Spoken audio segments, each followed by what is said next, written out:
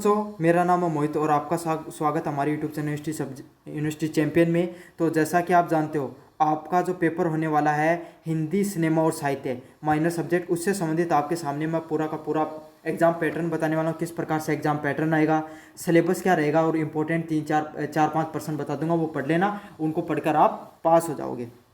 तो सबसे पहले अपन बात करें, ये पेपर होने वाले हैं। ये पेपर कौन से होने वाले हैं? माइनर कैटेगरी के पेपर होने वाले हैं। माइनर कैटेगरी के कौन से पेपर होते हैं? माइनर कैटेगरी के वो पेपर होते हैं जिनको पास करना आपको अनिवार्य है। अगर आप पास नहीं करोगे तो इनमें आप हो जाओगे फेल। तो सारे के सारों को आपको क्या करना है? पास करना है। और आप सेमेस्टर में फेल नहीं होगे, लेकिन इस सब्जेक्ट में फेल हो जाओगे। सब्जेक्ट में फेल हो जाओगी तो अगले साल फिर से आपको ये पेपर देना होगा। पेपर की बात करें, नॉन कॉलेज वाले विद्यार्थियों के लिए पेपर 100 अंक का देखने को मिलता है, जिसमें से उनको पास होने के लिए कितने अंक चाहिए? उनको 40 कुल अंक है वो चाहिए होते हैं पास होने के लिए।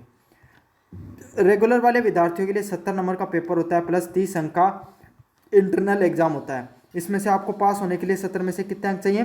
टोटल 28 अंक वो चाहिए होते हैं पास होने के लिए। तो 70 में से आपको कितने अंक चाहिए? टोटल 28 अंक चाहिए हैं पास होने के लिए। तो इस प्रकार से आपका एग्जाम का पैटर्न रहने वाला है। 3 घंटे का आपका कुल पेपर होगा।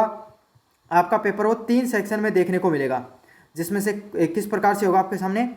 जो आपके यूनिट फर्स्ट आएगी, इसमें 10 अति लघुतरात्मक प्रश्न देखने को मिलेंगे और 10 के 10 प्रश्नों को आपको करना अनिवार्य होगा। तो इनके प्रत्येक प्रश्न 1-1 नंबर का होगा, तो 10 नंबर के तो ये देखने को मिलेंगे। उसके अलावा प्रत्येक इकाई से 1-1 लघुतरात्मक प्रश्न देखने को मिलेंगे और प्रत्येक जो प्रश्न है वो कितने अंक का होगा? 4 अंक का होगा। तो इस प्रकार से 20 अंक आपके ये हो गए। और आपको जो 4 प्रश्न देके रखेंगे उसमें से कोई जो निबंधात्मक प्रश्न है 2 प्रश्न वो करने होंगे। प्रत्येक प्रश्न है, प्रत्येक इकाई से 1-1 आलोचनात्मक, अच्छा 10 लंबे वाले प्रश्न देखने को मिलेंगे, ये भी 4 प्रश्न करने होंगे इसमें से। तो ये भी आपके सामने 40 अंक का पेपर देखने को मिलेगा। तो ये कुछ इस प्रकार से एग्जाम का पैटर्न होगा। इसका थोड़ा एग्जाम पैटर्न भी डिफरेंट है, इसलिए इसको दे रखा है। पाठ्यक्रम की बात करें आपके सामने, हाँ यूनिट फर्स्ट। तो यूनिट फर्स्ट में आपको देखने को मिलेगा सिनेमा का स्वरूप क्या होता है, भारतीय सिनेमा का उद्भव कैसे हुआ, दर्शक व चित्रपट का संबंध क्या है, दर्शक और चित्रपट क्या होते हैं, सिनेमा के प्रकार, कथ्यात्मक व प्रयोगात्मक और दस्तावेज क्या होते हैं। तो सिनेमा का स्वरूप कितने प्रकार के होते हैं, भारतीय सिनेमा का उद्भव कैसे हुआ, दर्शकों के बारे में आपको बताना है।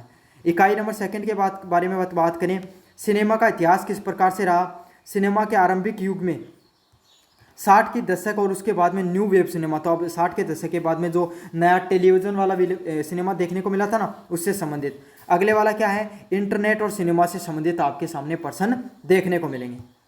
यूनिट नंबर 3 में दूरदर्शन और साहित्य का जो संबंध है गोदान के विशेष में आपको बताना है। ये इंपॉर्टेंट है, गोदान के विशेष संदर्भ में बताना है। यूनिट नंबर 4 है जिसमें साहित्यिक कृतियों पर बनी हिंदी फिल्में, उसका समाज पर क्या प्रभाव रहा। तीसरी कसम, शतरंज के खिलाड़ी और रजनीगंधा है। यह आपके सामने जो प्रमुख हिंदी साहित्य की जो कृतियां हैं इनके बारे में आपको प्रश्न देखने को मिलेंगे।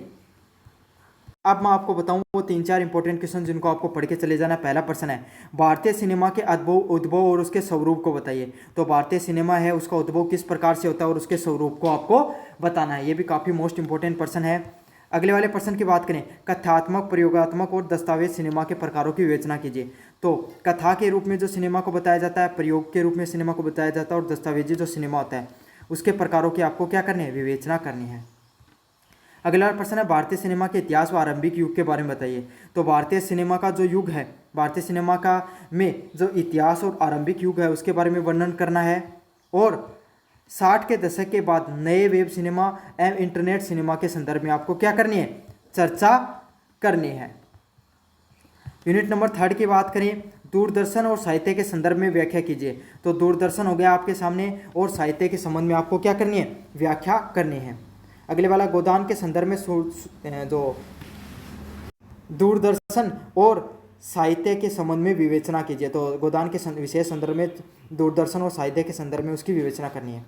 यूनिट नंबर 4 की बात करें, हिंदी साहित्य की कृतियों पर बनी फिल्मों के समाज पर क्या प्रभाव पड़ता है, इसका विश्लेषण कीजिए। तीसरी कसम, शतरंज के खिलाड़ी और रजनीगंधा फिल्मों की विशेषताओं पर चर्चा कीजिए। तो ये आपके सामने सिनेमा और साहित्य से संबंधित जितने महत्वपूर्ण प्रश्न हैं सारे के सारे मैंने बता दी। यही प्रश्न आपके सामने देखने को मिलेंगे।